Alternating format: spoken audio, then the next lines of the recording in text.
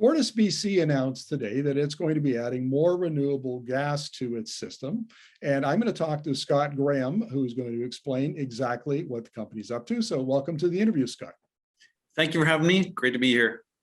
Now, Scott, you're going to get 800,000 gigajoules of renewable natural gas, and you're going to add it to FortisBC's gas system from 3 sources. I'm kind of curious, some of them, one's in Abbotsford, one's in Ontario, and one's in Iowa. How does that work?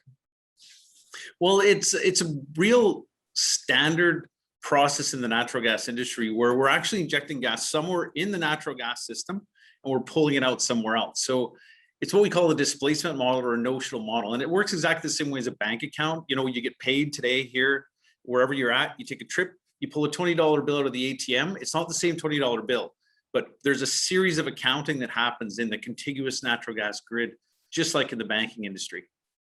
Okay, that's cool. Now, so does that mean there's enough renewable natural gas produced in British Columbia to offset what you put into the system in Ontario and Iowa? Yeah, so not quite. What it really means is we're just making sure that every gigajoule of natural gas that goes into the system somewhere else is one less gigajoule we're pulling out of the ground here in British Columbia. That's the way you want to probably think about it. Ah, gotcha. That is a little bit different than the way I was thinking about it. So tell me about how this works. How do you get renewable natural gas from food waste, agricultural waste, and wastewater operations from Shell's Sure. oil and gas in Iowa? Love talking about this stuff. And it's really the magic of biology. It all starts when bacteria starts gnawing away at organic waste, which is the same in sewage treatment plants as it is in landfills or other forms of like food waste. The bacteria releases methane and carbon dioxide.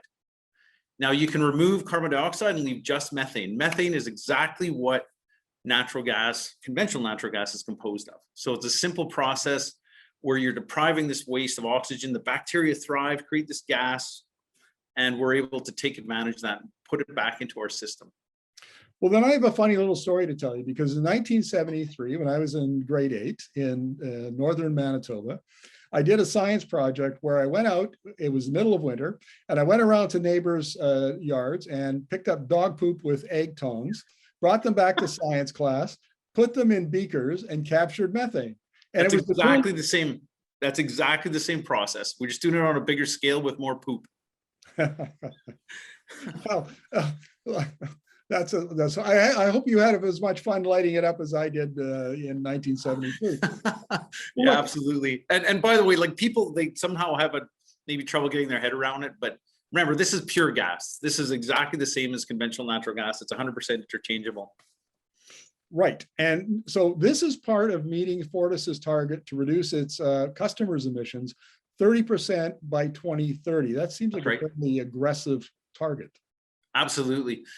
Absolutely part of the plan. And, you know, we at Fortis are looking even beyond that. That's a marker, a mile marker for us. We think renewable natural gas will play a significant part of that 30% reduction, but we're looking beyond that, well out toward 2050. We have a renewable natural gas roadmap. It's available on our website. For those that really want to nerd out and look ahead that far in the future, you can look at that as well. So where will you get enough? Will the 30% in reduction in emissions come all from renewable natural gas, or do you have some other ideas? Yeah, it's one of what we call 4 pillars.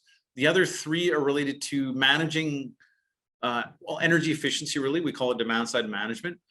Displacing diesel fuel in the marine market. So we use natural gas to displace diesel fuel. And of course, our sister electric utility, well, our utility, we do EV charging as well, primarily in the Kelowna, the central, we'll go to south central BC, I guess is the way you'd put it. And you may not have an answer for this, Scott. It has nothing to do with this announcement, but I think it's related to your emission reduction goals. Is FortisBC planning on moving into hydrogen at any point? Absolutely, that is on our radar. And in fact, current government regulation enables that. There was a regulation attached to the Clean Energy Act called the Greenhouse Gas Reduction Regulation. It's a real mouthful, but it specifically enables companies like FortisBC and our northern neighbor, Pacific Northern Gas, to invest in different types of renewable gas. They're expanding the definition of renewable gas to include hydrogen. So yes is the answer, but it is a little further out on the horizon because there's some other hurdles you have to overcome to get to hydrogen.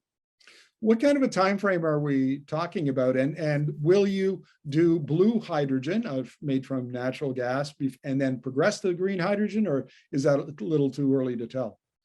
I'd say okay, so I think that's two questions, but number one question, I think our hope is to have some demonstration projects in the ground within a couple of years.